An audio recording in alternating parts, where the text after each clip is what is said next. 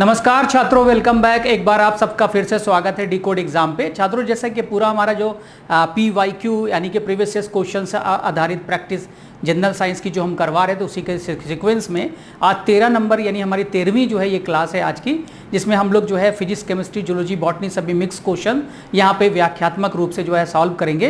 तो चलिए शुरू करते हैं। उम्मीद है कि लास्ट तक आप बने रहिएगा। इसमें काफ़ी कुछ हम लोगों को सीखने को मिलेगा। आने वाली जो हमारी जो प्रतियोगी परीक्षाएँ आने वाली हैं छात्रों, उसमें काफ़ी ज़्यादा सहयोगी होंगे। तो समान विज्ञान सभी प्रश्नों का व्याख्यात्मक हल जो है जनरल साइंस का आज 13वां जो है हमारा क्लास है इसी के क्रम में। तो चलिए शुरू करते हैं हम लोग। पहला प्रश्न छात्रों आपके सामने है, इसको पढ़िएगा और उसके बाद समझिए फिर जवाब दीजिए। कभी कभी जल्दबाजी के लिए हम हमेशा छात्रों आपसे कहेंगे नहीं करना है। कभी कभी प्रश्न बहुत आसान आपको नजर आते हैं, हो सकता है कि ऊपर नॉट लिखा हो या कुछ और जानने की कोशिश कर रहा हो। एनीमिया निम्नलिखित में से किसकी कमी के कारण होता है? जनरली आपको छात्रों पता है कि एक एनीमिया होता है जिसे हम बोलते हैं अरक्तता छात्रों, ठीक है। इसको हम सामान्य रूप से अरक्तता भी बोलते हैं, अनियमितता नहीं बोलते। अनियमितता जो होती है वो ब्लड में डिफॉर्मिलिटीज को बोलते हैं छात्रों। ब्लड डिफॉर्मिलिटीज का मतलब जैसे कोई रुधिर से संबंधित रोग है, जैसे आपको कहा जाए ब्लड कैंसर, तो ये एक अनियमितता है रुधिर में। सिकल सेल एनीमिया ये एक क्या अनियमितता है कि अरक्तता का मतलब होता है ब्लड की कमी होना, हीमोग्लोबिन की कमी होना छात्रों, जिसके अंदर बात कर रहा है कोबाल्ट, आयरन, सोडियम और कैल्शियम। तो छात्रों यहाँ पे जो है तत्व पूछे जा रहा सीधा सीधा, तो जो छात्रों ने हीमोग्लोबिन पढ़ा होगा वो आसानी से कह देंगे इसके अंदर सही उत्तर जो होगा वो आयरन होगा छात्रों, Fe।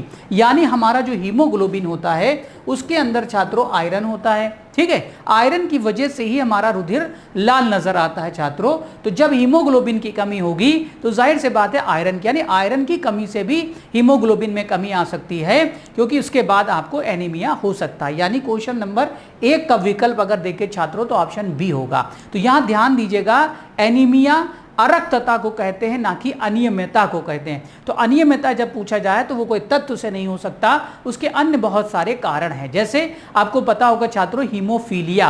हीमोफीलिया एक विकार है रुधिर से जुड़ा हुआ, जिसमें क्लॉटिंग फैक्टर एब्सेंट होता है, रुधिर नहीं जमता। तो जानने वाली बात है, क्वेश्चन नंबर 1 का ऑप्शन बी होगा, क्योंकि हमारे रुधिर में पाया जाने वाला तत्व कौन सा है छात्रों? इसे हम कहते हैं आयरन। इसलिए यहाँ पे करेक्ट आंसर आपका ऑप्शन जो होगा आयरन, यानी आयरन की कमी से यहाँ पर छात्रों लाल रक्त कणिकाओं के अंदर हीमोग्लोबिन की मात्रा घट जाती है। नेक्स्ट दूसरा क्वेश्चन आपके सामने बड़ा ही अच्छा है।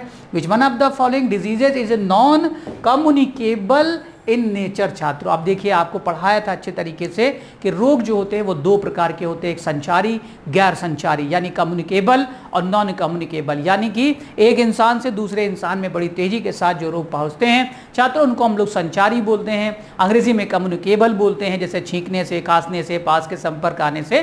कुछ ऐसे हैं, याद रखिएगा, आदान प्रदान करने से भी रोग बड़ी तेजी के साथ फैलते हैं, उन्हें हम संचारी कहते हैं। कुछ ऐसे रोग होते हैं छात्रों, जानना बहुत जरूरी है, जो कि गैर संचारी होते हैं, छूने से, पास बैठने से, जूठा खाने से, किसी के संपर्क में आ जाने से, खांसने से, बलगम से वो बीमारी एक व्यक्ति से दूसरे व्यक्ति में नहीं जाती। तो यहाँ निम्नलिखित में से कौन सा रोग प्रकृति में गैर संचारी है? पहले को देखिए, अगर हम कॉलरा, तो छात्रों आपको पता है कि कॉलरा भी एक प्रकार का कैसा रोग है कि एक इंसान से दूसरे इंसान में कैसे फैलता है। देखा होगा हाउस फ्लाई, घरेलू मक्खी है कि बैठी हुई मलमूत्र से होते हुए दूसरे में, यानी उसका आसानी से संचरण हो सकता है। दूसरा आप कह सकते हैं चिकन पॉक्स, आपको पता है कि विषाणु जनित रोग है, जिसे छात्रों हम लोग चिकन पॉक्स को चेचक भी बोलते हैं। ये एक तरह का क्या है ना, कोई छूने से भी छात्रों ये बीमारी, इसके वायरस एक इंसान से दूसरे इंसान में उसके पास चले जाते हैं आसानी से। ट्यूबरक्लोसिस भी आपको छात्रों पता है कि टीबी है, खासतौर से खांसते समय छात्रों हाथ में मुंह लगाना, ठीक है, अब मास्क लगाना बहुत जरूरी होता है। बलगम वगैरह इधर उधर नहीं थूकना छात्रों, इससे भी मक्खी वगैरह भी फैलाती है। लेकिन अगर देखा जाए दिए गए विकल्प में एक अलग सा विकल्प है कैंसर। कैंसर को छात्रों हम लोग कर्क रोग बोलते हैं, सामान्यतः हिंदी में कर्क रोग बोलते हैं। तो कैंसर के पीछे जो है कारण जो होते हैं छात्रों, उन्हें हम कार्सिनोजेंस बोलते हैं। जैसा कि हम पहली कक्षाओं में बता चुके हैं कि कार्सिनोजन जो होता है कैंसर को पैदा करने वाले कारक होते हैं। अब उसमें तंबाकू है, कत्था है, आपने देखा होगा सिगरेट है छात्रों, कॉस्मेटिक्स है, यूवी रेज है, गामा रेज है, ठीक है, उसके अंदर बहुत सारे रेडिएशंस हो सकते हैं जिसके अंदर, उन सभी कारणों से भी छात्रों यहाँ पर कैंसर हो सकता है। कैंसर हो जाने के बाद ये छुआछूत नहीं है कि एक इंसान से दूसरे इंसान में आसानी से पास बैठने से, बात करने से या आसानी से छात्रों ट्रांसफर हो जाए। यानी क्वेश्चन नंबर 2 का ऑप्शन डी, गैर संचारी रोग वो रोग है जो लंबे समय तक चलते हैं, धीरे धीरे बढ़ते हैं। गैर संचारी रोगों के 4 प्रमुख प्रकार हैं छात्रों, जैसे हृदय रोग, दिल का दौरा। अब किसी मान लीजिए है तो ऐसा आपने हाथ मिलाया तो आपको दिल का दौरा नहीं पड़ेगा, या आपके बेटे में नहीं पड़ेगा छात्रों, या किसी के भाई में नहीं पड़ेगा, तो यानी कि किसी से इंसान में गैर संचारी। कैंसर, पुरानी श्वसन संबंधी बीमारी और मधुमेह छात्रों, ठीक है। मधुमेह भी आपको पता होगा खास तौर से एक हार्मोनल डिजीज है, और छात्रों ने बताया था कि ये आनुवांशिक रोग हो सकता है, यानी कि पीढ़ी दर पीढ़ी माँ बाप में आसानी से जा सकता है। तो दिए गए प्रश्न के अंदर ऑप्शन डी यहाँ पे बिल्कुल करेक्ट होगा। क्वेश्चन नंबर 3 का छात्रों, एडवर्ड जेनर ने निम्नलिखित में से किस बीमारी के लिए टीके की खोज करी थी? हो सकता है उत्तर आपको दिख गया हो छात्रों पहले, लेकिन ये एक प्रश्न है जो कि हम आपको बता दें वेरी वेरी इंपॉर्टेंट है, कि इससे जुड़ा हुआ काफ़ी ज़्यादा क्वेश्चन एग्जाम में पूछे जाते हैं। देखने में ऐसा लग रहा होगा सर ये तो हमको याद हो चुके हैं, बिल्कुल सही बात है, क्योंकि कई बार होता है याद होते हुए क्वेश्चन भी इंसान गलत करके आता है। कैसे गलत होता है? पोलियो, ऐसे में आपसे कह रहा पहला पोलियो है, यहाँ पे नाम ही दे दिया है आपको एडवर्ड जेनर का छात्र। इनको छोटे मोटे शख्सियत मत मानिएगा, काफ़ी बड़े शख्सियत रहे, क्योंकि फादर ऑफ इम्यूनोलॉजी भी इनको कहा गया है, क्योंकि ये प्रतिरक्षा विज्ञान के जनक भी रहे हैं। कारण क्या रहा, दुनिया में जिस वक्त सबसे तेजी के साथ एक बीमारी पसर रही थी, जो विस्तार कर रही थी, लोग उसमें सबसे ज़्यादा लोगों की जाने जा रही थी छात्रों, उसका नाम था स्मॉल पॉक्स, यानी कि चेचक का। याद रखिएगा टीका बनाने के लिए जाना जाता है कि इनका एडवर्ड जेनर को, इसीलिए इन्होंने याद रखिएगा सबसे पहला अगर टीके की बात करें कि एक सफल टीका कोई बनने वाला था तो विश्व के अंदर उसका नाम था चेचक का टीका, बाय द एडवर्ड जेनर के द्वारा। एडवर्ड जेनर, रेबीज के अंदर छात्रों जो टीका होता है, ठीक है, वो अलग होता है। रेबीज में जब कुत्ते या कुत्ते जैसे जीवों के काटने पर, ठीक है, आपको रेबीज का टीका लगता है। पोलियो में आपको पता है पोलियो वैक्सीनेशन पिलाया जाता है। साबिन एंड साल्क, दो वैज्ञानिक का नाम सुना होगा। ट्यूबरक्लोसिस में छात्रों कॉलमेट ग्यूरिन नाम के वैज्ञानिक थे जिन्होंने बीसीजी का टीका बनाया। रेबीज के अंदर छात्रों आपको रॉबर्ट कोच का नाम आपको पता होगा। लुइस पास्चर का नाम सुना, लुई पास्चर के द्वारा रेबीज का टीका वगैरह बनाया गया। क्वेश्चन नंबर 3 के अंदर देखिए छात्रों, तो स्मॉल पॉक्स का टीका, एडवर्ड जेनर एक चिकित्सक वैज्ञानिक थे। 1796 में पहला टीका खोजा गया, पहला टीका चेचक रोग के खिलाफ बनाया गया छात्रों। ये सबसे अहमियत वाली बात है, यानी इंपॉर्टेंस बात है। एग्जाम में कहता है कि फादर ऑफ इम्यूनोलॉजी, प्रतिरक्षा विज्ञान के जनक हैं, तो आप कहेंगे एडवर्ड जेनर हैं। सबसे पहला टीका, ज्ञात टीका कौन है, तो आप कहेंगे चेचक का टीका है, फर्स्ट वैक्सीन है। इसलिए प्रश्न नंबर 3 के अंदर ऑप्शन सी यहाँ पे बिल्कुल करेक्ट होगा। अब आया प्रश्न नंबर 4। आज के प्रश्न बहुत अच्छे हैं छात्रों। Beekeeping is a known as, bee का मतलब होता है, ठीक है छात्रों, आपको यहाँ पे पता है क्या हो, बी का मतलब होता है मधुमक्खी। छात्र, हर का एक पालने का, एक पालन का एक तरह का जो है कल्चर हम लोग यूज करते हैं। यहाँ पे आपको कह रहा है मधुमक्खी पालन जो होता है, रेशम उत्पादन, एपी कल्चर, जलीय कृषि और कृषि छात्रों, ठीक है। एक्वा कल्चर भी आप जानते होंगे, जलीय पादप जो होते हैं उनको उगाना जो होता है, पादप के जनी बिना रूट लेस, हम वो कह सकते हैं सॉइल लेस करना, ये भी एक तरह का कल्चर होता है जिसे हम लोग, ठीक है छात्रों, जानते ही हैं। आगे अगर हम बात करें बी कीपिंग के लिए छात्रों, तो यहाँ पे सेरी और एपी दो नाम आ रहे हैं। सेरी सिल्क से है, रेशम में, वहाँ उत्तर में हो सकता है ट्रांसलेशन में गलती हो जाए, लेकिन एग्जाम में छात्रों सेरी ही लिखा होगा। सेरीकल्चर, एपी कल्चर, पिसी कल्चर। तो जो एपी है नाम छात्रों, इसको हमेशा याद रखने का एक अच्छा तरीका है, एपिस याद रखिएगा, क्योंकि एपीआई कल्चर में आप एपी जोड़ देंगे, एपी कल्चर बन जाएगा। यानी जो एपिस नाम है छात्रों, ये किसका नाम है, ये मधुमक्खी का नाम है। अगर मधुमक्खी इंडिया की रहने वाली है तो एपिस इंडिका बोल देंगे, इंडिया की नहीं है तो और भी स्पीसीज है, एपिस मेलिफिका बोल देंगे। तो यहाँ पे छात्रों जानना जरूरी है कि जो एपी कल्चर आया है, और भारत के अंदर नहीं बल्कि बहुत दुनिया के अंदर देखें छात्रों, तो एक बहुत अच्छा ये एक बिजनेस भी है, यानी कि आसानी से छात्रों, है ना, जीवों के ऊपर आधारित है। इससे हम वैक्स भी प्राप्त कर सकते हैं छात्रों, मोम वगैरह को, और दुनिया में इंडस्ट्रियल एक्टिविटी में उसका इस्तेमाल होता है रोजमर्रा की जिंदगियों में। दूसरा, सबसे प्योर अगर हम दुनिया में बात करें छात्रों, कि विश्व में सबसे प्योर फैक्ट्री का उदाहरण, सबसे फ्रेश फैक्ट्री का उदाहरण है तो वो हनी बी, ठीक है, उससे निकलने वाला हनी शहद है।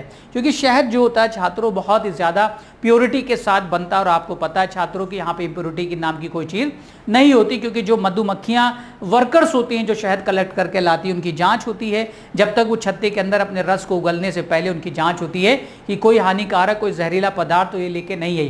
कहते हैं कि अगर वो लेके आया तो उसी वक्त उसको मार दिया जाता है छात्रों, सज़ा बहुत ही खतरनाक है, क्योंकि इम्प्योरिटी नहीं। और ये शहद वो अपने लिए बनाती, ना कि हमारे इंसानों के लिए, लेकिन इंसान इसका भरपूर फायदा उठाते हैं। क्वेश्चन नंबर 4 का, और एग्जाम में सवाल आता है कि भाई इस टेस्ट में सबसे ज़्यादा जो मिठास होती है वो किसकी वजह से होती है, तो आप छात्रों कह सकते हैं कि फ्रक्टोज की वजह से। ग्लूकोज का एक रूप है जिसे हम फ्रक्टोज कहते हैं, फ्रुक्टोज की वजह से इसमें काफ़ी ज़्यादा स्वीटनिंग या मिठास होती है। मधुमक्खी पालन, एपीकल्चर, पिसीकल्चर छात्रों जो होता है वो मत्स्य पालन से, सेरीकल्चर जो होता है वो रेशम से जुड़ा हुआ है। अब क्वेश्चन नंबर 5 बड़ा ही कंफ्यूजिंग भी है और बड़ा ही अच्छा क्वेश्चन है। The duration of 19-21 days refer to, यहाँ पे आपसे कह रहा है कि 19 से लेकर 21 दिनों की अवधि का क्या तात्पर्य है।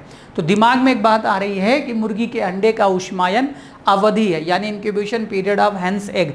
मुर्गी का अंडा जो होता है छात्रों, इस पे मुर्गी अंडे पे बैठती है, सेकती है तो उससे बच्चा निकल आता है। दूसरा कह रहा है कि average life span of red blood cell in human, हमारे मनुष्य के अंदर जो आरबीसी की उम्र होती है वो आपको पता है आरबीसी की उम्र कितनी होती है।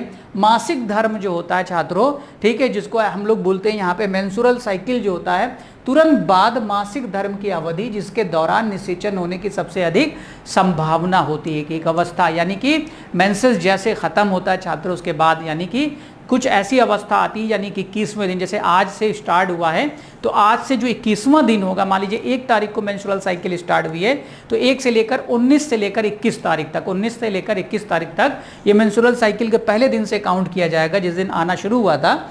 वहां पर जब आप पहुंचेंगे तो एक ऐसी अवस्था है जिस पर कह रहा है कि निषेचित होने की सबसे ज्यादा संभावना है। अब निषेचन जो होता है वो फैलोपियन ट्यूब में होता है छात्रों, आपको पता है डिंब वाहिनी के अंदर, जहां पर आपको पता होगा कि स्पर्म और ओवम मिलते हैं, यानी शुक्राणु और यहाँ पे छात्रों अंडाणु का योग होता है, उसी को हम बोलते हैं निषेचन। चौथा कहता है period of completion of 1 schizogony cycle of malarial parasite inside the red blood cell, यानी मलेरिया का छात्रों जो हमने आपसे बताया था कि परजीवी जो होता है जिसे हम प्लाज्मोडियम कहते हैं, उसकी एक अवस्था के बारे में यहाँ पे बताने की कोशिश कर रहा था। लेकिन छात्रों अगर हम बात करें तो ऑप्शन सी यहाँ पे बिल्कुल करेक्ट होगा छात्रों इसके अंदर, क्योंकि मासिक धर्म के अंदर एक अवस्था ऐसी आती है जिस पर, ठीक है, वहाँ पर फर्टिलाइजेशन होने की चांसेस सबसे ज़्यादा होती है और हम कह सकते हैं एक तरीके डेंजरस स्टेज है जिसमें प्रेगनेंसी होने के चांसेस सबसे ज़्यादा हो जाते हैं छात्रों, ठीक है। ये यहाँ पे बताने की कोशिश कर रहा है क्वेश्चन नंबर 5 के अंदर। तो करेक्ट आंसर था मासिक धर्म चक्र महिलाओं में 28 दिनों का होता है जिसके दौरान अंडाशय डिंब को परिपक्व करता है और 14वें दिन निषेचन के लिए छोड़ देता है।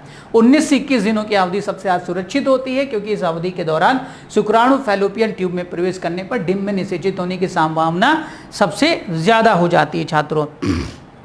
नेक्स्ट वन कहता है, छठा प्रश्न है, एक आलू के, ठीक है, कंद को 2 भागों में काटा गया आयोडीन की घोल की कुछ बूंदों को किसी एक भाग की कटी हुई सतह पर रखा जाता है, क्या रंग परिवर्तन देखा जाएगा। मतलब एक आलू ले लीजिए, आप उसको काट दीजिए, बस और कुछ नहीं करना है, आयोडीन का घोल आपको आलू के ऊपर डालना है। अब छात्रों कुल मिला के आपको यहाँ पे एसिड बेस रिएक्शन याद रखना है। केमिस्ट्री के अंदर आपने पढ़ा होगा एसिड बेस रिएक्शन, ठीक है। अभी आपने सुना होगा एसिड है जो बेस को, ब्लू को रेड कर देता है। अगर रेड बेस है तो आपको पता है कि बेस क्या करता है, रेड से ब्लू कर देता है विलियन का रंग, ठीक है। यहाँ पे यानी कि जो इंडिकेटर होते हैं एसिड बेस इंडिकेटर को अगर आप विलियन में डालेंगे, एसिड है तो ब्लू कलर को वो रेड कर देगा, और अगर जो है बेस होगा छात्रों तो रेड से वो ब्लू कर देगा। तो यहाँ पे छात्रों आपको एक बात पता होनी चाहिए कि आलू के अंदर क्या होता है, स्टार्च होता है। तो स्टार्च जो होता है वो बेसिकली बेसिक बनाता है नेचर, जो कि रेड से क्या कर देता है, ब्लू कलर करता है। तो यहाँ पे 4 ऑप्शन है, from brown to blue black, from brown to orange red, यहाँ पे देख लीजिएगा, blue black, orange red, blue pink, ठीक है, ब्लू ग्रीन। तो यहाँ पे इन सबको हटा दें छात्रों, तो ब्लू और ब्लैक यहाँ पे जो होगा वो नीला रंग छात्रों, ठीक है, ध्यान दीजिएगा। ये एक ऐसा टेस्ट, एक परीक्षण है जिसको जानना आप सबके लिए बहुत ज़्यादा ज़रूरी है छात्रों। इसके लिए हमने कोड बताया था ABR, ठीक है, और BRB। एसिड है तो ब्लू कलर को रेड कर देगा विलियन के, और अगर बेस है तो रेड को छात्रों ब्लू कर देगा। तो ये देख सकते हैं आपको, ये पहला विकल्प यहाँ पे क्या होगा, बिल्कुल करेक्ट होगा। ऑप्शन है आयोडीन घोल परीक्षण स्टार्च की उपस्थिति के कारण। यहाँ पे छात्रों देख लीजिए कि स्टार्च लिखा है, स्टार्च क्या होता है, पॉलीसेकेराइड होता है छात्रों।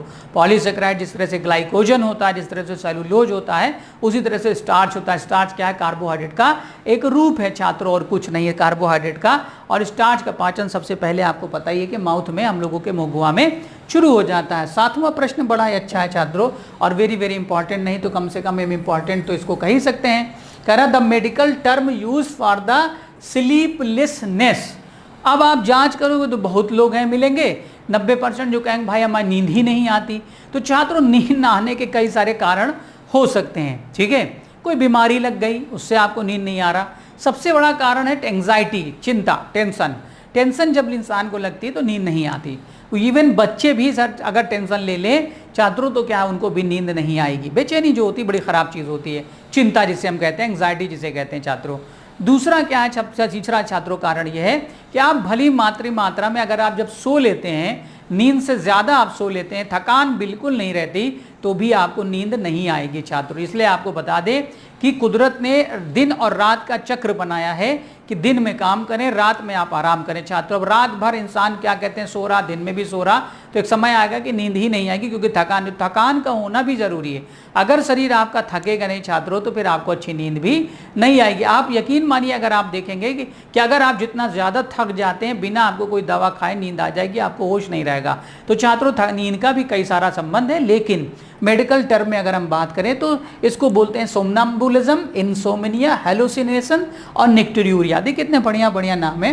देखिए सोमनाम्बुलिज्म जो होता है छात्रों, सोमनाम्बुलिज्म भी बोलते हैं इसको बोलते हैं नींद में चलना, नींद में चलने की बीमारी होती है, और ये आपको पता है छात्रों बचपन में हुई होगी कई बार नींद में चलना। इंसोम्निया जो करेक्ट आंसर है यहाँ पे वो है छात्रों अनिद्रा रोग, इंसोम्निया, ये बिल्कुल सही है।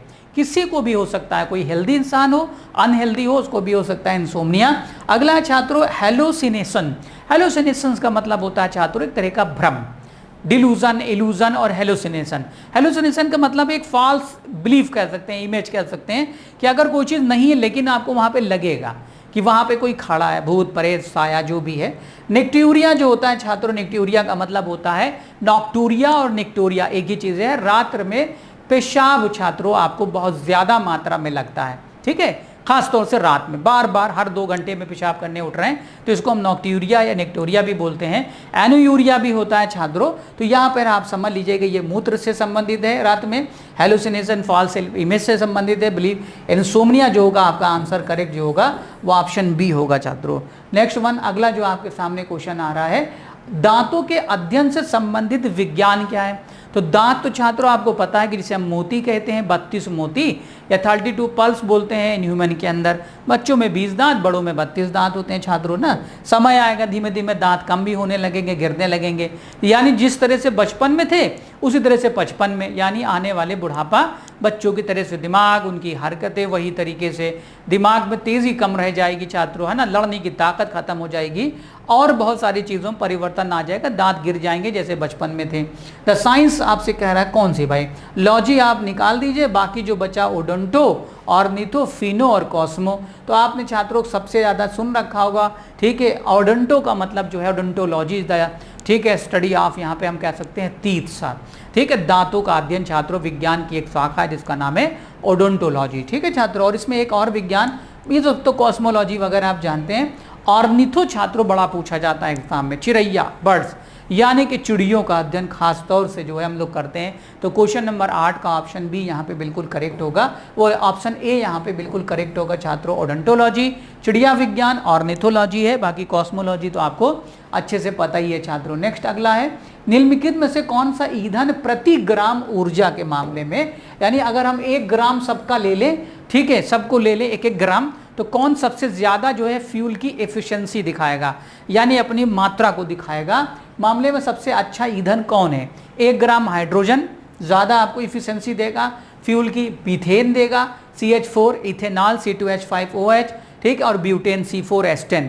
क्या सबसे अच्छा होगा छात्रों। अब आपको पता है जो दुनिया टेक्नोलॉजी की ओर बढ़ रही है, इस समय जो है हाहाकार मची हुई है कि जो हमारे गैसोलीन थे, पेट्रोल, डीजल, मिट्टी के तेल, छात्रों इसके ऊपर निर्भरता को कम किया जा रहा है, क्योंकि इससे कार्बन इमिशन होता है, ग्लोबल वार्मिंग जैसी समस्याएं भी हैं, और एक इस समय क्या है कि इसकी रिसोर्सेज जो है वो लिमिटेड है, क्योंकि कितना आप दोहन करेंगे, 7 अरब से ज़्यादा जनसंख्या दुनिया में हो चुकी है। आपको पता है कि सारी फैक्ट्री, सारी कार, मोटर व्हीकल, इवन सारे जहाज सब इसी पर आधारित हैं। तो एक भंडार की एक लिमिटेड क्षमता है छात्रों, अगर हम सारे भंडार को ख़त्म कर देंगे तो भावी पीढ़ी के लिए कुछ नहीं होगा। तो इससे पहले कि हम अल्टरनेटिव सोर्स के बारे में सोच रहे हैं, उसका नाम है हाइड्रोजन फ्यूल छात्रों। हाइड्रोजन, आप सबको पता है कि रॉकेट्स का भी फ्यूल यही है, हाइड्रोजन, इसकी क्षमता जो होती है छात्रों ईंधन की, वो सबसे ज़्यादा मात्रा में मानी जाती है। एक बेहतर फ्रेश फ्यूल माना गया है इसको, ठीक है। अगर हम आगे इस पर तरक्की पाएंगे तो आगे छात्रों आपको पता है कि दुनिया में सबसे तेज अगर कोई फ्यूल बनेगा ईवी, इलेक्ट्रॉनिक व्हीकल के बाद, इलेक्ट्रिकल व्हीकल के बाद आपने देखा है कि बैटरी से चलने वाली जो कार को बनाए रहे हैं जो कि ज़ीरो एमिशन कार्बन करती हैं, सही है। लेकिन आने वाले समय में जो है फ्यूल जो आने जा रहा है, प्रति ग्राम ईंधन से उत्सर्जित ऊर्जा की दृष्टि से हाइड्रोजन सबसे उत्तम होता है, ठीक है छात्रों। फ्यूल एनर्जी जो है दिया है हाइड्रोजन की जो है वो 6400, ठीक है 64,186 है छात्रों, जूल प्रति ग्राम है, और 1 ग्राम में 64,186 जूल है छात्रों। मीथेन की 55,600, उसके बाद इथेनॉल है 30,000, ब्यूटेन जो है वो 49,000 के करीब है। तो यहाँ देखा जाए छात्रों तो सबसे अच्छा फ्यूल आपके पास, ठीक है, आफ्टर ऑल मीथेन जो हाइड्रोजन है। अब मीथेन क्या है छात्रों, यहाँ पे ये भी समझ लीजिए, इसको हम लोग कहते हैं सीएनजी, क्योंकि सीएनजी में आप मोर देन 90%, 95% अगर हम देखें तो उसके अंदर जो है सीएनजी कंप्रेस नेचुरल गैस जिसे हम कहते हैं, उसके अंदर मीथेन को ही भरा जाता है छात्रों, दाब के साथ प्रेशराइज्ड भरते हैं। तो मीथेन करीब 55,000 है, तो ये हाइड्रोजन बढ़ के यानी सीएनजी से अच्छा विकल्प आ गया है, जिसको हम हाइड्रोजन फ्यूल कहते हैं छात्रों। 10वां प्रश्न बड़ा अच्छा है, कहता है कि एक अंडा शीतल जल में डूब जाता है, ठंडे पानी के अंदर डालेंगे डूब जाएगा, लेकिन खारे पानी के सांद्र विलयन में तैरता रहेगा। अगर नमक का घोल है छात्रों तो उस पर अंडा आसानी से तैर रहा है। एक साधारण जल है अगर आपसे कहा जाए, ठीक है, सॉफ्ट वाटर के अंदर, तो उसके अंदर जो है डूब जाएगा। ऐसा क्यों? अंडा विलयन से नमक को अवशोषित करता है और फैल जाता है। नमक से विलयन क्या कर, अंडा निकाल लेता है, नमक को एब्जॉर्ब करता है और फैल जाता है। एल्बुमिन नमक के घोल में घुल जाता है, अंडा हल्का हो जाता है, ठीक है। ये भी एक अजीबोगरीब है। नमक विलयन का घनत्व अंडे के घनत्व से अधिक है, यानी डेंसिटी पे डिपेंड कर रहा, सारा मुद्दा डेंसिटी पे। जिस प्रकार एक सवाल आता है छात्रों कि क्या कारण है कि समुद्र पर तैरना आसान है झील और कुएं के आधार पर, नदी के आधार पर, तो आप बताएंगे कि उसमें जो है, ठीक है, जिसमें कि सैलिनिटी, जिसको हम लवणता कह सकते हैं, लवणता ज़्यादा होती है समुद्र के पानी में, खारा होता है, जिसकी वजह से घनत्व तो ज़्यादा होता है, उस पर हम आसानी से तैर सकते हैं छात्रों। इसीलिए यहाँ पे कह रहा है कि नमक का विलयन जो होता है उसका घनत्व अधिक होता है अंडे की अपेक्षा, इसलिए अंडा उस पर आसानी से नमक के घोल पे तैर सकता है। बाकी अगर देखा जाए साधारण जल के अपेक्षा में, तो इसका करेक्ट आंसर ऑप्शन सी होगा 10वें प्रश्न का। अब 11वां प्रश्न क्या कहता है कि निम्नलिखित में से किस तरल का घनत्व सबसे कम है, यानी इसमें 4 लिक्विड्स हैं और आपको बताना है किसकी डेंसिटी घनत्व सबसे कम होगी छात्रों। पहला कह रहा है स्वच्छ पानी, क्लीन वाटर, नमक, पेट्रोल, पारा। अब आप देख सकते हैं छात्रों कि किसका लीस्ट डेंसिटी होगी, यानी कौन किसके ऊपर फ्लोट कर जाएगा, आसानी से तैर जाएगा। आपको छात्रों पता होगा मच्छर के रोकथाम के लिए, उनके लार्वे को ख़त्म करने के लिए नगर निगम के कर्मचारी क्या करते हैं, मिट्टी के तेल कैरोसिन का स्प्रे करते हैं पानी के ऊपर, क्योंकि कैरोसिन जो होता है मिट्टी का तेल हल्का होता है पानी के बनिस्बत। तो आप सबको पता है छात्रों इसके अंदर सबसे ज़्यादा जो है मरकरी की घनत्व होगा, फिर उसके बाद साल्ट वाटर का होगा, फिर क्लीन वाटर का होगा, और सबसे कम जो है छात्रों पेट्रोल का होगा। पेट्रोल पानी के ऊपर आसानी से तैरेगा, चाहे वो साल्ट वाटर हो या क्लीन वाटर हो। क्लीन वाटर साल्ट वाटर से कम डेंसिटी रखता है, लेकिन सबसे ज़्यादा डेंसिटी जो होगी छात्रों वो पारे की होगी। इस पे भी लोहे की गेंद भी आसानी से तैरेगी। क्वेश्चन नंबर 11 का अगर देखें तो ऑप्शन सी छात्रों यहाँ पे क्या होगा, बिल्कुल करेक्ट होगा। 12वां प्रश्न कहता है अशुद्ध कपूर को किस प्रक्रिया द्वारा शुद्ध किया जाता है, कैम्फर। इम्प्योर कैम्फर को is purified in the process of, ये क्वेश्चन बड़ा इंपॉर्टेंट है छात्रों, ये भी बहुत बढ़िया है। सब्लिमेशन एक प्रक्रिया होती है छात्रों, उसको बोलते हैं ऊर्ध्वपातन या ऊर्ध्वपातक या ऊर्ध्वपातन। ऊर्ध्वपातन दूसरा है फिल्ट्रेशन, यानी कि इसका हमें निस्यंदन करना, सेडिमेंटेशन यानी जमाना अवसादन करना, या एवोपरेशन यानी भाप बनाना। तो छात्रों आपको पता है कि जब ऊर्ध्वपातन एक ऐसी प्रक्रिया है, सब्लिमेशन एक ऐसी प्रोसेस है जिसमें क्या होता है कि सॉलिड जो है डायरेक्ट जो है गैस में बदल जाता है, लिक्विड में ना बदलकर सीधा गैस में बदल जाए, जैसे कि ड्राई आइस, जैसे कि कपूर छात्रों, ठीक है। ये आपने देखा नेफ्थलीन की गोलियां जो होती हैं, या नेफ्थलीन जो आपके घर में टॉयलेट के अंदर टांगा जाता है प्यूरीफायर के रूप में, तो आप उसको डाल देते हैं, वो देखा हवा में धीमे धीमे धीमे धीमे करके बिना किसी लिक्विड के वो सॉलिड से गैस में परिवर्तित हो जाता है। उसी तरीके से क्वेश्चन नंबर 12 को देखें तो ऑप्शन ए छात्रों यहाँ पे बिल्कुल करेक्ट होगा। ऊर्ध्वपातन वह प्रक्रिया जिसमें ठोस पदार्थ सीधे गैसीय अवस्था में बदल जाता है, ये देख लीजिए, बदल जाता है बिना किसी द्रव अवस्था से। कपूर, आयोडीन और नेफ्थलीन छात्रों, कितना अच्छा एग्जाम्पल है, कपूर, नेफ्थलीन, आयोडीन और ड्राई आइस जिसे हम कार्बन डाइऑक्साइड भी छात्रों हम लोग बोलते हैं यहाँ पे। नेक्स्ट वन, अगला प्रश्न है आपके सामने, निम्नलिखित में से कौन सा एक मिश्रण नहीं है? निम्नलिखित में से कौन एक मिश्रण नहीं छात्रों, यानी मिक्सचर नहीं है? एयर छात्रों आपको पहला क्या कहना है, दूसरा एलपीजी है, गैसोलीन और डिस्टिल वाटर। एयर क्या है छात्रों, आपको पता है कि मिश्रण है, ये बहुत अच्छा मिश्रण है। एयर क्या है, कंपोनेंट है, mixture of different type gases like nitrogen 78%, oxygen 21%, ठीक, आर्गन 0.09% एंड CO2 याद रखिए कार्बन डाइऑक्साइड 0.0034%। तो ये हो गया एयर भी मिश्रण है। एलपीजी क्या, लिक्विफाइड पेट्रोलियम गैस में ब्यूटेन है, इसके अंदर ब्यूटेन, फिर प्रोपेन, फिर इसके अंदर कार्बन डाइऑक्साइड और वाटर और हाइड्रोजन वगैरह है। तीसरा है, चौथा है छात्रों distil water. Distil water is a pure water छात्रों, ठीक है, H2O, ये इसके अंदर अशुद्धि नहीं है बिल्कुल। दिए गए क्वेश्चन नंबर 13 का ऑप्शन डी यहाँ पे क्या होगा, बिल्कुल करेक्ट होगा। अगला है छात्रों, जब जल स्वयं रासायनिक रूप से किसी तत्व या खनिज के साथ मिल जाता है और इसे क्या कहते हैं? गुड क्वेश्चन, बहुत अच्छा क्वेश्चन है, बहुत बढ़िया क्वेश्चन है छात्रों। When water itself combines chemically with some elements or mineral, it is called carbonations, desalinations, oxidations and hydration. Hydration is a good answer होगा, ये सबसे अच्छा आंसर होगा। इसको बोलते हैं छात्रों जल योजन, यानी जल जब किसी के साथ क्रिया करता है इसे बोलते हैं छात्रों जल योजन। अब इसमें जल का अपघटन होता है, आपने पढ़ा होगा हाइड्रोलिसिस के बारे में, उसका टूट जाना छात्रों, ठीक है, ये एक अलग टर्म है। हाइड्रेशन का मतलब होता है जब हाइड्रोजन के H2O किसी के साथ योग करता है किसी भी अन्य पदार्थ की रचना करने में। क्वेश्चन नंबर 14 का अगर देखिए छात्रों तो ऑप्शन डी होगा। ऑक्सीडेशन का मतलब होता है डिगे, विनाश, क्षय, किसी चीज़ का ख़त्म होना। जैसे हमने आपसे बताया कि ऑक्सीडेशन वह प्रक्रियाएं होती हैं जिसके अंदर जो ऑक्सीजन की उपस्थिति में किसी भी चीज़ का विनाश होता है, ठीक। डेसैलिनेशन का मतलब होता है विलवणीकरण, यानी कि लवण क्रिया को कम करना, यानी नमक की मात्रा को कम करना।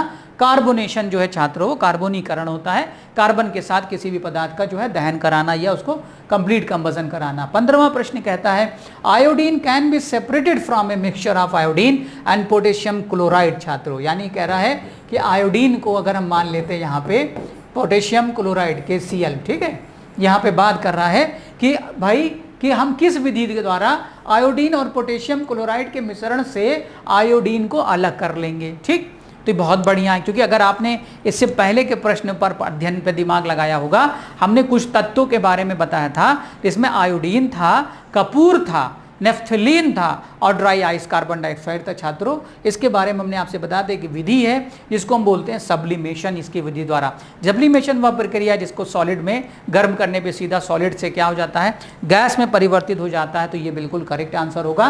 15वें का देखें तो ऑप्शन बी छात्रों यहाँ पे बिल्कुल करेक्ट होगा। आयोडीन को आयोडीन पोटेशियम क्लोराइड के मिश्रण के साथ ऊर्ध्वपातन प्रक्रिया द्वारा अलग किया जा सकता है और ये क्वेश्चन कई बार एग्जाम में पूछे गए हैं। 16वां प्रश्न बड़ा अच्छा है, कहता पदार्थ की चौथी अवस्था क्या है। बचपन से छात्रों आपने जब से पढ़ाई शुरू की होगी, एक समय आया होगा जब हम लोगों को पदार्थ के बारे में पढ़ाया जाता था। पदार्थ का मतलब होता था मैटर। मैटर के अंदर छात्रों ये कि जो मैटर हमारे आसपास है, जिसे हम देख सकते हैं, महसूस कर सकते हैं, छू सकते हैं, वो स्थान घेरता, उसका अपना द्रव्यमान, उसका आयतन हो, उसे हम क्या कहते हैं, पदार्थ कहते हैं। अब पदार्थ की पहले जो अवस्था छात्रों हम लोग पढ़ते थे तो पढ़ते थे सॉलिड, लिक्विड एंड गैस, ठोस, द्रव और गैस पढ़ते थे। लेकिन बाद में छात्रों पता चला कि दो अवस्थाएं और जुड़ गई। NCERT की बुक्स में अगर आप आएंगे तो आपने देखा होगा हायर क्लास के अंदर सॉलिड, लिक्विड, गैस के बाद चौथी अवस्था है प्लाज्मा। प्लाज्मा के बाद एक अवस्था आती है बोस आइंस्टीन कंडेंसेट। अब 5 अवस्थाएं जो अभी ज्ञात लिखी हैं NCERT के अंदर, ठीक है, अभी फिलहाल के लिए। तो अभी आपसे चौथी अवस्था पूछ रहा है कि इसमें कौन है, तो आप कहेंगे solid, liquid, gas and plasma. Plasma तो हमारे ब्लड में भी पाया जाने वाला एक लिक्विड होता है। प्लाज्मा असल में क्या है छात्रों, ये एक तरल पदार्थ है गैसेस का, ठीक है। हाईली याद रखिएगा, ऊंचे तापमान के ऊपर जब गैसेस होती हैं छात्रों तो उस अवस्था को हम लोग बोलते हैं प्लाज्मा। सूर्य और तारों के अंदर जो गैस है उनको प्लाज्मा बोलते हैं, कोलॉइडल फॉर्म को। पदार्थ की मुख्यतः 3 अवस्थाएं, ठोस, द्रव, गैस, लेकिन चौथी अवस्था को प्लाज्मा कोलॉइडल रूप में जाना जाता है। बहुत ऊंचा तापमान, जैसे सूर्य के अंदर करोड़ों करोड़ डिग्री तापमान है छात्रों, है ना, कोई कहता है 12 करोड़ डिग्री तापमान सूर्य के कोर के अंदर है। तो अंदाजा लगा वहाँ पे जो गैसेज हैं हीलियम और हाइड्रोजन वो तरल अवस्था को प्राप्त कर चुके, जिसे हम कहते हैं प्लाज्मा। 17वां प्रश्न कहता है शरीर के संपर्क में आने वाली स्पिरिट ठंडी अनुभूति देती है, क्यों कि एक ये है। स्पिरिट को आप सब जानते हैं, मेडिकल वाली स्पिरिट की बात कर रहे हैं छात्रों, ठीक है। ये पीते हैं लोग इसको, पी के और मर जाते हैं छात्रों, क्योंकि अगर आप 50 ml से ज़्यादा कोई पीता है तो उसके देहांत हो सकता है, काफ़ी खतरनाक है स्पिरिट छात्रों। अल्कोहल का ही रिश्तेदार है, आपको पता ही होगा छात्रों, ठीक है। इसका इस्तेमाल जनरली डॉक्टर्स में क्लीनिंग में, घाव वगैरह को, चोट वगैरह पे इंजेक्शन लगाने से पहले जगह को साफ भी करते हैं, ठीक है। आप सबसे बड़ी बात है कि जैसे स्पिरिट आपको लगाएंगे वहाँ ठंडा महसूस होगा। ऐसा क्यों होता है छात्रों? सबसे बड़ी बात, पहला कह रहा है कि ये लिक्विड के कारण है, ये कंडक्टर एक चालक है, बहुत अच्छा सुचालक है, ट्रांसपेरेंट है, इसकी वजह से यह हाईली वोलेटाइल है। अब देखिए छात्रों, अत्यधिक वाष्पशील यानी वह पदार्थ जो बड़ी तेजी के साथ वायु के संपर्क में आने पर वाष्प में परिवर्तित हो जाए, हवा में वेपर्स बन जाए, भाप बन जाए। तो क्या है, ये जो स्पिरिट है हाईली वोलेटाइल होती है छात्रों। जब ये हम किसी भी जगह हिस्से पर इसको रखते हैं तो वहाँ की आसपास की जो गर्मी होती है उसको ये तेज़ी से अवशोषित कर लेती है, अब्जॉर्ब करके उड़ जाती है, इसलिए वहाँ पर हमको ठंडक महसूस होती है। इसीलिए कह रहा है कि भाई अत्यधिक वाष्पशील है और जिसके कारण हमें कुछ समय के लिए वहाँ पर ठंडक महसूस होती है। 18वां प्रश्न कहता है hygroscopic object are those which instantly absorb. भाई कह रहा है कि कुछ पदार्थ ऐसे हैं जिनको हम लोग बोलते हैं, उनके पदार्थ के बिहेवियर को, नेचर को हाइग्रोस्कोपिक। इसका मतलब क्या है? हाइग्रोस्कोपिक का मतलब hydrogen sulphide, carbon monoxide, ammonia या जलवाष्प। तो कह रहा है कि हाइग्रोस्कोपिक वस्तुएं वे हैं जो तुरंत अवशोषित कर लेती हैं। किससे? तो छात्रों हाइग्रोमीटर और हाइड्रोमीटर। हमने आपको पढ़ाया था छात्रों कि जल वाष्प यानी कि वायु में उपस्थित जल की जो मात्रा है उसे हम छात्रों नमी कहते हैं, मॉइस्चर कहते हैं, ठीक है। उसी को हम लोग हाइग्रो, ठीक है, ह्यूमिडिटी भी बोलते हैं। कहता है छात्रों कि ह्यूमिडिटी को नापने के लिए जो मीटर होता है उसे हाइग्रोमीटर कहते हैं। तो हाइग्रो का मतलब ही नमी, नमी का मतलब होता है पानी, और पानी का मतलब होता है वाटर वेपर्स या जल वाष्प छात्रों, ठीक है। तो ऐसे पदार्थ जो जल को जल्दी से जो वायु में है उसको अवशोषित कर लें, उसी को हम कहते हैं हाइग्रोस्कोपिक कंपाउंड। जैसे नमक, सबसे अच्छा उदाहरण छात्रों अगर देखें तो नमक है, क्योंकि नमक में आपने देखा होगा कि आप खुले में रखते हैं, नमी अगर होगी तो वो सील जाता है बड़ी तेज़ी के साथ। बाकी आपके खाने पीने की नमकीन है, बिस्किट्स हैं, यो देखा होगा वो भी सील जाते हैं। क्वेश्चन नंबर 18 का ऑप्शन डी यहाँ पे बिल्कुल करेक्ट होगा। 19वां प्रश्न है वायुमंडल में उपस्थित जलवाष्प की मात्रा की राशि मापी जाती है। यानी जो हमारी वायु है, अगर हम कमरे के अंदर बात करेगा, आपका कमरा है 10 बाई 10 फुट का, उसके अंदर मान ली 1 टन हवा है, ठीक है। 10 बाई 10 का मतलब 100, 10 दहम्मा 100 स्क्वायर फीट बना वो, तो उसके अंदर आपसे कहेगा कि 1 टन हवा है। तो 1 टन हवा के अंदर जो वाटर मौजूद होगा, जो नमी मौजूद होगी, उसे हम किस फॉर्म में नापते हैं? आर्द्रता के रूप में, धूम कोहरा धुंध के रूप में, नोट्स के रूप में, या इन सभी के रूप में? तो बहुत सारे लर्नर होंगे जो ऑप्शन डी लगा दिए होंगे, लेकिन in the form of humidity. अब रिलेटिव ह्यूमिडिटी, आपेक्षिक आर्द्रता के बारे में आपने सुना होगा कि भाई एक घन आपने एक क्यूब ले लिया कांच का, मान लीजिए एक शीशे का, जिसकी लंबाई चौड़ाई 1 मीटर हो, ठीक है। उस घन के अंदर जितनी हवा हो, हवा के अंदर जितना पानी हो, उसी को हम कहते हैं सापेक्षिक या आपेक्षिक आर्द्रता के रूप में इसको बताते हैं। 20वां प्रश्न समुद्र के पानी को शुद्ध करने के लिए आमतौर पर इस्तेमाल की जाने वाली भौतिक विधि क्या है? अब छात्रों देखिए, दुनिया में तकरीबन 71% जो है पानी है, वो भी समुद्री पानी है ना, 71%, और बचा हुआ जो 29% है उस पर ज़मीन है। तो 71% में आपको बताया कि हमारे जो है बड़े बड़े महासागर हैं, ठीक। सबसे बड़ा महासागर प्रशांत महासागर। अब इन महासागरों के अंदर जो पानी है उसमें बहुत ज़्यादा, कुछ महासागर बहुत ज़्यादा लवणता है, सैलिनिटी है। अब उस पानी का तो हम इस्तेमाल नहीं कर सकते छात्रों, ठीक है। आम बोलचाल में अगर देखें तो इस पानी का इस्तेमाल हम लोग जनरली किन्हीं कारणों में भी नहीं यूज़ कर सकते हैं, ठीक है। यातायात के लिए हम लोग कर सकते हैं छात्रों, लेकिन पौधों में भी डालना इनके लिए सही नहीं है। अगर नारियल वाले की खेती तो अलग की बात है, लेकिन अगर हम छात्रों बात करें कि नमक के अंदर इतना होने से इसको फिल्टर करेंगे, इसको एवोपरेट करेंगे, सेडिमेंट करेंगे, या डिस्टिलाइजेशन से हम इसको गुजारेंगे। तो छात्रों जो आशवन विधि होती है, डिस्टिलाइजेशन, जो जल की अशुद्धियों को शुद्ध करने के लिए सबसे अच्छा विधि माना जाता है। डिस्टिलाइजेशन जिसे हम कहते हैं, विकल्प डी होगा छात्रों। इसमें क्या होता है, गर्म करने के बाद भाप बनाई जाती है, भाप बना के फिर उसको एक्सट्रैक्ट करके ठंडा करके अलग कर लेते हैं, इसी को हम बोलते हैं डिस्टिलाइजेशन। इसके अंदर method use to commonly purify sea water छात्रों, ठीक है। आशवन विधि के द्वारा ये सबसे अच्छा तरीका है, जिसके अंदर जो अशुद्धियाँ होती हैं वो रह जाती हैं, भाप में सिर्फ पानी पानी रह जाता है। लेकिन छात्रों ये काफ़ी ज़्यादा कॉस्टली और महंगा है, पेचीदा कार्य है, जिसकी वजह से इसको कर पाना जो है बहुत ही मुश्किल है। Nitrolim is prepared by heating एक पदार्थ है छात्रों, एक कम्बिनेटेड पदार्थ है, यानी मिला हुआ मिश्रण है नाइट्रोलिम, जिसका इस्तेमाल बेसिकली फर्टिलाइजर बनाने में, उर्वरक बनाने में हम लोग करते हैं। वो कह रहा है कि किसको गर्म करके बनाया जाता है, calcium oxide with nitrogen, calcium oxide with oxygen, calcium carbide with nitrogen, calcium carbide with oxygen. तो छात्रों ये नाइट्रोलिम जो है वो बहुत ही ज़्यादा इंपॉर्टेंट है। तो CaCN2, ठीक है, यहाँ पे नाइट्रोलिम कैल्शियम साइनाइड और कार्बन का मिश्रण से N2 के वातावरण में CaC2, यहाँ पे लिखा है ना कैल्शियम कार्बाइड को छात्रों, यहाँ पे लिखा हुआ है कैल्शियम कार्बाइड को सबसे पहला यहाँ पे लिखा है, ठीक है, यहाँ पे गर्म करके तैयार किया जाता है नाइट्रोजन के वातावरण, नाइट्रोजन के साथ में जब कैल्शियम कार्बाइड को गर्म करते हैं छात्रों तब बनता है ये, इसको बोलते हैं हम लोग नाइट्रोलिम। और नाइट्रोलिम क्या है, फर्टिलाइजर बनाने में काम आने वाला एक पदार्थ है छात्रों, जिसको, ठीक है, इसको हम लाइम भी, क्या नाइट्रोजन लाइम भी बोल सकते हैं इनको।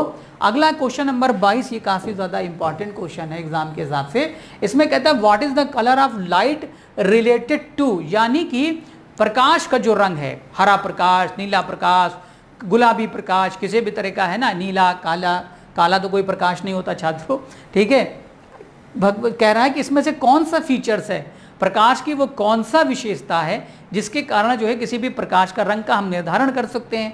तो छात्रों आपको शायद याद होगा विबग्योर, विबग्योर, इसीलिए कहते हैं कि पूरी क्लास करेंगे तभी चीज़ें आपको समझ में आएंगी, है ना, छोड़ के भागना, स्किप कर देना, ये सब कोई अच्छी चीज़ नहीं है। अब छात्रों देखिए निःशुल्क फ्री में इतना क्लासेस हम लोग दे रहे हैं, लेकिन इसका भी फायदा बहुत सारे छात्र नहीं उठा पा रहे हैं। अब छात्रों क्यों नहीं उठा पा रहे वो अपनी समस्या को समझेंगे, लेकिन आपको इतना चीज़ें प्रैक्टिस कराई जा रही है, अगर थोड़ा सा समय निकालेंगे तो काफ़ी कुछ आपका फायदा हो सकता है। What is the colour of light related to, पहला है छात्रों आयाम, प्रकाश का अपना एक आयाम के बारे में, ठीक है, कह रहा है फ्रीक्वेंसी उसकी आवृत्ति पर निर्भर करता है, वेवलेंथ उसको हम तरंग दैर्ध्य कहते हैं, वेलोसिटी छात्रों उसको हम लोग वेग कहते हैं। तो छात्रों आपको पता है कि जो हम लोग ने स्पेक्ट्रम के बारे में पढ़ाया था कि स्पेक्ट्रम जो है प्रकाश के रंगों का एक लिमिटेड एक सीक्वेंस में एक पुंज होता है, नेचुरल पुंज है, एक स्पेक्ट्रम है जिसे हम बोलते हैं विबग्योर।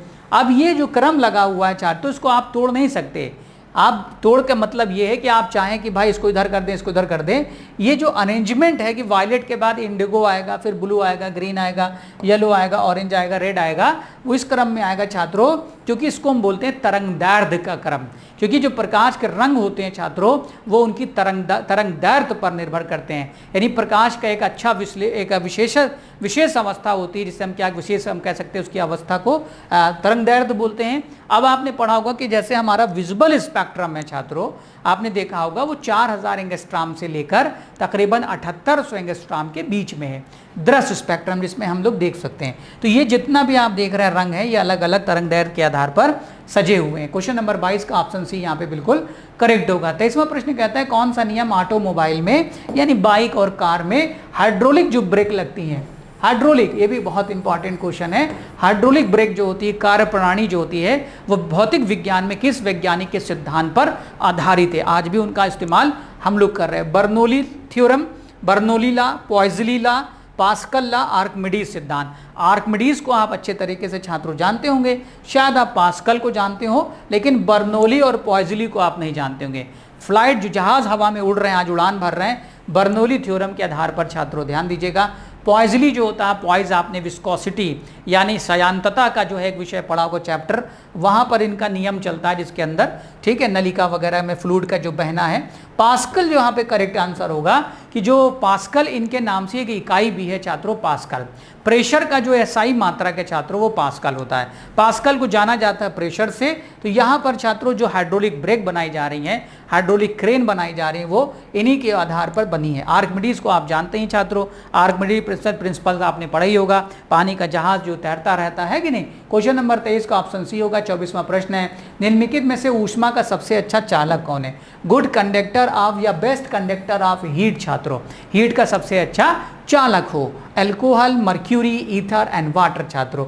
तो एल्कोहल, मरकरी, ईथर और वाटर छात्रों, जिसकी डेंसिटी सबसे ज्यादा होगी यानी कि पारा, या छात्रों हम लोग कह सकते हैं मर्क्यूरी या हाइड्रोगेरियम Hg जो सबसे अच्छा होगा। इसीलिए आपने देखा होगा कम ताप दाब पर, कम ताप और दाब पर जल्दी से प्रसारित और संघनित होने वाला कोई पदार्थ है उसको बोलते हैं मर्क्यूरी, क्योंकि जितने भी पैमाने हैं थर्मामीटर से उसमें छात्रों मरकरी भरने के पीछे एक बड़ा कारण है और ये एक तरह का पारदर्शी भी है। इसलिए आपने देखा जरा सा मुंह में लगाते ही थर्मामीटर चढ़ जाता है, झटका देते हैं, थोड़ा सा पानी में डालते हैं, वो उतर जाता है, इसीलिए क्योंकि इसे सबसे तेजी से ऊष्मा का प्रसार करने में मदद करता है। 25वां प्रश्न कहता है कि जलमग्न वस्तु का पता लगाने के लिए किस उपकरण का उपयोग करते हैं। ये क्वेश्चन तो बहुत आसान है छात्रों। जलमग्न का मतलब पानी के अंदर कोई चीज पड़ी है, समुद्र की गहराई नापना है, वस्तु का अंदर पता लगाना है। रडार, सोनार, क्वेसर और पल्सर। क्वेसर और पल्सर को छोड़ दीजिए छात्रों, ये तो अंतरिक्ष की बात है, स्पेस की बात कर रहा है, ठीक है, तारों के बारे में बात कर रहा है। सोनार और रडार एक रिश्तेदार हैं। ये रडार में रेडियो वेव्स का इस्तेमाल करते हैं, विमानों का, रॉकेट्स का, मिसाइल का, स्पेस में हवा में आने वाली कोई वस्तु का पता लगाने के लिए, ठीक है। सोनार जो होता है छात्रों, अल्ट्रासोनिक वेव्स का इस्तेमाल करते हैं, पराध्वनिक का। इससे जो है छात्रों हम लोग ज़मीन पे भी, पानी के अंदर बेसिकली जो है उसकी गहराई नापने में, वस्तुओं का पता लगाने में हम इसका इस्तेमाल करते हैं। 26वां प्रश्न, दिन और रात के समय रंग का कौन सा संयोजन सुविधाजनक है? Which combination of colour is the most convenient during day and night? यानी सबसे अच्छा कलर दिन में आपको जो आंखों के लिए बढ़िया फायदेमंद हो और रात में आपको दिखाई दे। तो सिग्नल जो बनाए जाते हैं छात्रों वो लाल काहे बनाए जाते हैं? सवाल का जवाब आपको मिल गया होगा कि रात में अगर कोई एक ऐसा कलर है जो दूर से नजर आ जाता है या दिन में भी, तो वो लाल है छात्रों। और जो सबसे सुग्राही रंग है, जो आपको सबसे अच्छे ठंडक देता है आंखों को, वो हरा है। इसलिए नेचर ने हरियाली पैदा करी कि इंसान को हरा भरा लगे, आसपास वृक्ष हों, पौधे हों, तमाम ऐसी चीज़ें हों जो हरा लगे, ठीक है। तो हरा और याद रखिए लाल, ये एक ऐसा कॉम्बिनेशन है जो दिन और रात के लिए सबसे ज़्यादा सुविधाजनक है। हमारे आकाशगंगा का आकार है, ये क्वेश्चन कई बार आ चुका है, जियोग्राफी में भी छात्रों आपने पढ़ा होगा। ये सर्कुलर है, इस प्रकार के हमारी आकाशगंगा। आकाशगंगा है क्या? तारों का छात्रों आपको पता है समूह है, पूरी की पूरी, कई सारे इसके अंदर क्या है, सौर मंडल हैं हम लोगों के।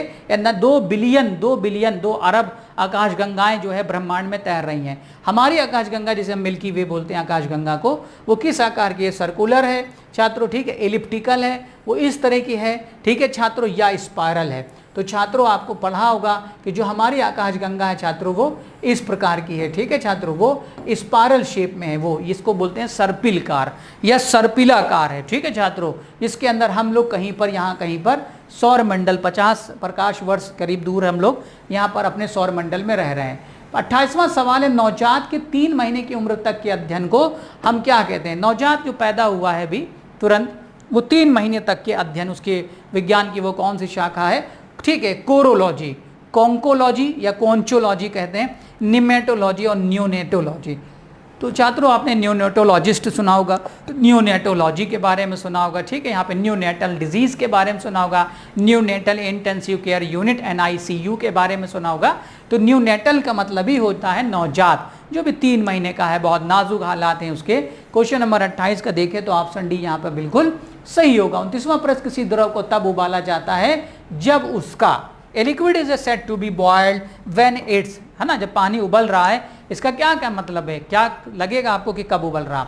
वेपर प्रेशर बिकम 0, उसका कह रहा है जो वाष्प का दबाव है वो शून्य हो जाता है, वाष्प दबाव आसपास के दबाव से ज्यादा हो जाता है तब वो उबलता है, या वाष्प दबाव आसपास के दबाव से कम रहता है, या कह रहा वाष्प का जो वेपर्स का प्रेशर है वो आसपास के दबाव के बराबर हो जाता है। तो छात्रों ये बिल्कुल करेक्ट है, जो एटमॉस्फेरिक प्रेशर है और जो वेपर प्रेशर है दोनों बराबर हो जाते हैं तब फिर बॉइलिंग शुरू होती है, इसी को हम लोग कहते हैं बॉइलिंग अवस्था स्टेज, जो लगभग 100 डिग्री पर पानी के लिए छात्रों है, अदर लिक्विड्स के लिए अलग अलग प्रकार से होता है। दिए गए प्रश्न के अंदर ऑप्शन डी करेक्ट होगा। 30वां प्रश्न है, what is viewed through an electron microscope? हम इलेक्ट्रॉन माइक्रोस्कोप से क्या देखते हैं छात्रों?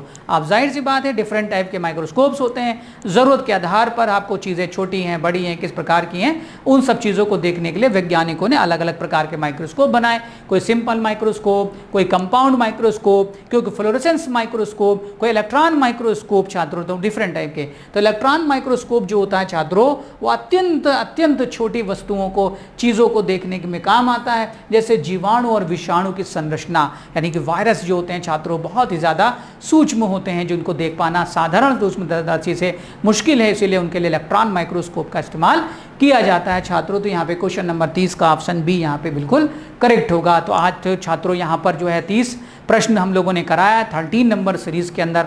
बहुत जल्द जो है हम आपसे नेक्स्ट सीरीज के अंदर मिलेंगे, नेक्स्ट जो इसकी क्लास होगी प्रैक्टिस कराएंगे। छात्रों अगर लगातार बने रहिएगा इसी तरीके से, पूरे क्लास को ठहर के आराम से देखिएगा और चीज़ों को समझिएगा कि एक प्रश्न से आपको कई प्रश्नों के उत्तर भी मिल रहे हैं, जिससे कि आपको करीब देखा जाए तो 30 नहीं बल्कि 3 चौको 12 120 नहीं तो कम से कम 100 बातें आपको एक क्लास के अंतर्गत सीखने को मिल रही हैं। तो छात्रों ये था आपका आज का, और हम लोग जल्द मुलाकात करते हैं। सभी लोगों का बहुत बहुत शुक्रिया। All the best, thank you.